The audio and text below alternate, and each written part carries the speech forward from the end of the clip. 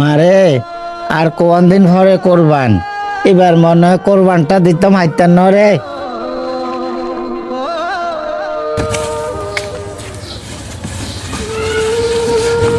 বড় ভাইয়া মুকলেশ, আজকে কয়েকদিনে দেখি এর আব্বা জানে খুব টেনশন করে, খাওয়া দাওয়া ঠিক মতো করেন না। কি জন্য এত টেনশন করে তোরা কিছু জানাস নি?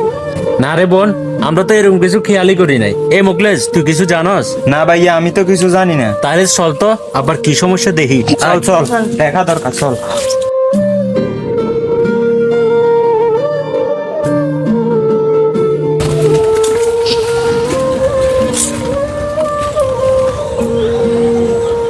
আব্বাজান, আজকে কয়েকদিন নাকি আপনি খাওয়া দাওয়া করতেছেন না ঠিক মতে, একা একা বসে বসে টেনশন করতেছেন। কি সমস্যা একটু আমাদেরকে খুলে বলবেন? না বাপজান, কিছু হয় নাই। কি হয় নাই আব্বা? আপনি যদি খুলি না বলেন আপনার মনের দুঃখটা আমরা বুঝতে পারবো। আর আমাদেরকে যদি না বলেন আর কারে বলবেন? হ্যাঁ আব্বা, আপনি খুলে বলেন। তোর মুখের দিকে দেখলে আর বুকটা হাঁটি যায়। মারে আর কোন দিন পরে কোরবান, এবার মনে হয় কোরবানটা দিতাম হাইতাম না রে। আব্বা, এটা কোনো চিন্তা হইলো? আমরা সন্তানেরা যে জায়গায় এটার চিন্তাই মনে করতেছি না, সে জায়গায় আমরা শুধু শুধু কেন চিন্তা করতেছেন?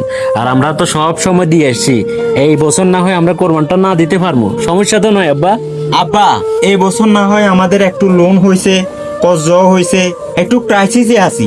এই বিষয়টা যদি আমরা সন্তানেরা না বুঝি, এই ক্রাইসিস মুহূর্তে যদি সবাই মিলে আমরা না বুঝি, তাহলে কে বুঝবো আব্বা? হ্যাঁ আব্বা। আর আব্বা, আমরা যদি ঋণ রাখি কোরবানি দিই, আল্লাহ এই কোরবানি নাও কবুল করতে পারে। ইনশাল্লাহ আল্লাহ যদি তৌফিক দেয়, আমরা পরের বছর নাই কোরবানি দেব।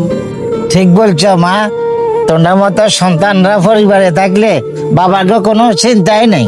প্রত্যেক পরিবারের সদস্যরা দুঃখের সময় একে অন্যের পাশে যদি থাকে, তাহলে কোনো দুঃখই থাকে না। এমন অনেক পরিবার আছে যারা কিনা হাজারো ইচ্ছা থাকা সত্ত্বেও কোনো না কোনো কারণে কোরবানি দিতে পারেন না।